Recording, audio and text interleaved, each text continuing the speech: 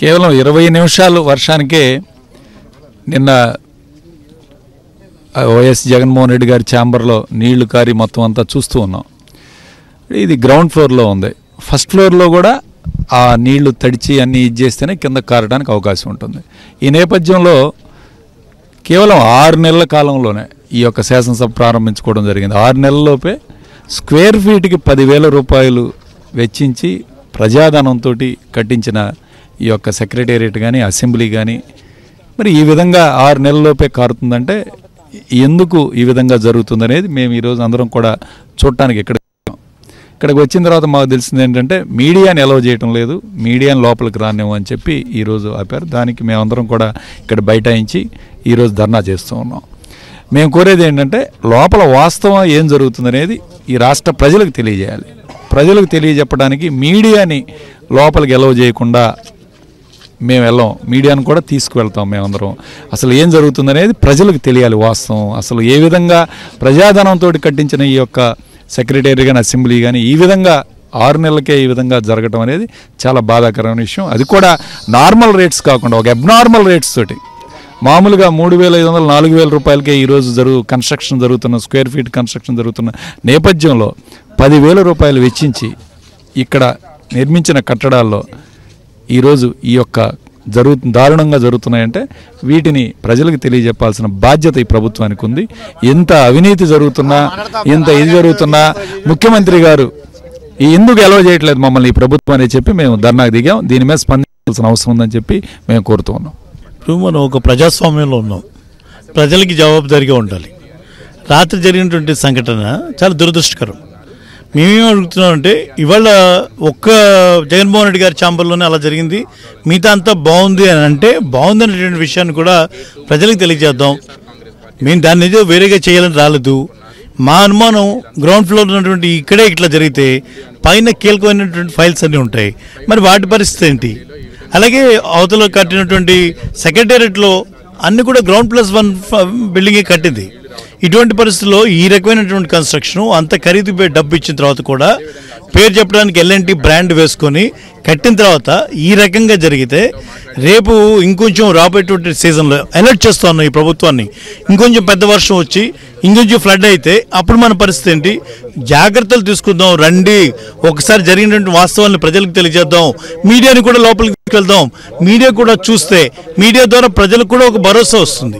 ఇది ప్రజల డబ్బుతో మనం కట్టుకున్నటువంటి ప్రజా రాజధాని అని చెప్పుకుంటూ ప్రజల కోసం మనం పరిపాలన చేయడానికి కట్టినటువంటి బిల్డింగ్లను చెప్తూ ఆ బిల్డింగ్లో ఏ రకమైనటువంటి పరిస్థితి ఉందో మనం ఒక అంచనా వేసుకోలేకపోతే ఇప్పుడు నిన్న జరిగినటువంటి వర్షం ఒక 20-25 నిమిషాల పాటు కురిసినటువంటి వర్షం, రేపు ఇంతకన్నా పెద్ద వర్షం కురిస్తే దాని పరిస్థితి ఏంటి? దానికి జరిగినటువంటి విషయాలు ప్రజలకు తెలియాలంటే అందరం కలిసి వెళ్ళి మీడియా ప్రజలతో కూడా కలిసి వెళ్ళి మనం చూసి పరిశీలించి ఒక రైట్ మెసేజ్ బయటకు పంపిస్తే అది గవర్నమెంట్కి మంచిది, మనకి మంచిది, అందరికీ ఉపయోగం. అందుకని మేము ఇన్సిస్ట్ చేస్తా ఉన్నాం. మాకు యాజ్ ఎమ్మెల్యే మేము వెళ్ళగలుగుతాం, మాతో పాటు మీడియా ప్రతినిధులు కూడా వస్తే ప్రజలకు ఇంకొంచెం స్పెషల్ వెళ్తుంది అనేది మా ఉద్దేశం. అసలు అసెంబ్లీ సాక్షిగా మొట్టమొదటి నుంచి కూడా చంద్రబాబు నాయుడుకి ఒక అలవాటు, అసెంబ్లీ సాక్షిగా అసెంబ్లీలో జరిగేటటువంటి అన్యాయాలని అక్రమాలని బయట ప్రపంచానికి తెలియనివ్వకపోవటం. జగన్మోహన్ రెడ్డి గారు ఎప్పుడు ప్రజా సమస్యలు లేవనెత్తినా ఆయన మైక్ కట్ చేయటం, అన్యాయంగా అక్రమంగా రూల్స్కి విరుద్ధంగా సంవత్సరాల కాలం పాటు వైఎస్ఆర్ కాంగ్రెస్ పార్టీ శాసనసభ్యుల్ని సస్పెండ్ చేయటం, అదేవిధంగా తెలుగుదేశం శాసనసభ్యులతోటి అసభ్యకరంగా వైఎస్ఆర్ కాంగ్రెస్ పార్టీ శాసనసభ్యుల్ని తిట్టించడము, ఈ విధంగా ఇష్టం వచ్చినట్టు రీతిగా అసెంబ్లీలో జరుగుతున్నటువంటి అక్రమాలని అన్యాయాన్ని బయట ప్రపంచానికి ఎలా చేయనివ్వకుండా చంద్రబాబు నాయుడు జాగ్రత్త పడతా ఉన్నాడో ఇవాళ ఈరోజు కూడా చదరపడుగు 10-12 రూపాయలతో నేను నిర్మాణాన్ని అప్పచెప్పాను, నేల ఫ్రీగా ఉంది, అదేవిధంగా ఇసుక ఫ్రీగా ఇచ్చాను, ఇంత డబ్బు ఇది ఇంత ఫ్రీగా ఇచ్చినప్పటికీ కూడా కాంట్రాక్టరు ఇవాళ సరి అయిన స్థాయిలో కట్టలేదు అని అంటే తను చేసినటువంటి అవినీతి అక్రమాలు ఎక్కడ బయటపడతాయో ప్రపంచం దృష్టిలోకి తీసుకువెళ్తుందో అని చెప్పి మీడియాని ఈ రోజున అలౌ చేయట్లేదు. మీడియాని అలౌ చేస్తే మాత్రమే ఖచ్చితంగా ఇవాళ ఉన్న వాస్తవాలు బయటకు వస్తాయని చెప్పేసి మేము ఇక్కడ మీడియాని మాతో పాటు రమ్మని డిమాండ్ చేస్తా ఉన్నామండి, అలౌ చేయమని. అంటే వాస్తవాలు బయటపడితేనే ఉద్దేశంతో లోనుకు అనుమతించట్లేదు. అక్కడ ఎట్లా ఉందంటే పరిస్థితి, ఇవాళ ఒక జగన్మోహన్ రెడ్డి గారి ఛాంబర్లో కాదు, ఇంకా లోన కూడా చాలా చోట్ల నీళ్లు బకెట్లతో కారుతా ఉండే, పడిన వర్ష నీళ్లు మొత్తం అన్ని చోట్ల కారుతున్నాయి. కాబట్టి మరి వాళ్ళు ఏమో బయట ప్రపంచం ఎక్కడ తెలుస్తుందని చెప్పి ఇక్కడ వాళ్ళు అటకాయించారు. కానీ ఎట్టి పరిస్థితుల్లో కూడా మీడియాని కూడా లోపలికి వస్తే ఉన్న వాస్తవం బయటపెట్టవచ్చు. లేకపోతే రేపు పొద్దున ఏమంటారంటే వాళ్ళు ఆ ఫైల్స్ మనం తడిసిపోయాయని చెప్పేసి, విశాఖపట్నంలో మనం ఏ విధంగా ఆ ఫైల్ తడిసిపోయని చెప్పి ఆక్రమణ జరిగిందో, రేపు ఇక్కడ ఫైల్ అని తడిసిపోయని చెప్పి ఇంకో రకం చెప్పొచ్చు. అందుకనే మీడియా వాళ్ళని కూడా లోనకు అనుమతిస్తే అక్కడ ఉన్న వాస్తవాలను బయటపడతాయి. కాబట్టి మేము మీడియా వాళ్ళని అనుమతిని చెప్పి మేము కోరుతూ ఉన్నాం అనమాట. ఇప్పుడు ఇక్కడ నిన్నటి కురిసినటువంటి వర్షాన్ని ప్రపంచ రాజధాని అని రోజు గొప్పలు చెప్పుకున్నటువంటి యొక్క రాజధాని మరి కొద్దిపాటి వర్షానికి తడిసిపోయి, ఎందుకంటే ఇక్కడ 2 ఫ్లోర్లు ఉన్నాయి, ప్లై ఫ్లోర్ కూడా తడిసిపోయి కింద ఫ్లోర్ జగన్మోహన్ రెడ్డి గారి యొక్క ఛాంబర్లోకి విపరీతమైనటువంటి వర్షం పైనుంచి కారిపోయి యొక్క చూసే మనందరం కూడా మరి బకెట్లతో నీరు బయటకు తోరపోసారు. ఇవన్నీ కూడా చూస్తూ ఉంటే మాకు అనేకమైనటువంటి అనుమానాలు కలుగుతూ ఉన్నాయి. జగన్మోహన్ రెడ్డి గారి ఛాంబర్ ఒక్కటే తడిసిందా, లేదా ఇతర మంత్రుల ఛాంబర్ని కూడా తడిసినాయా?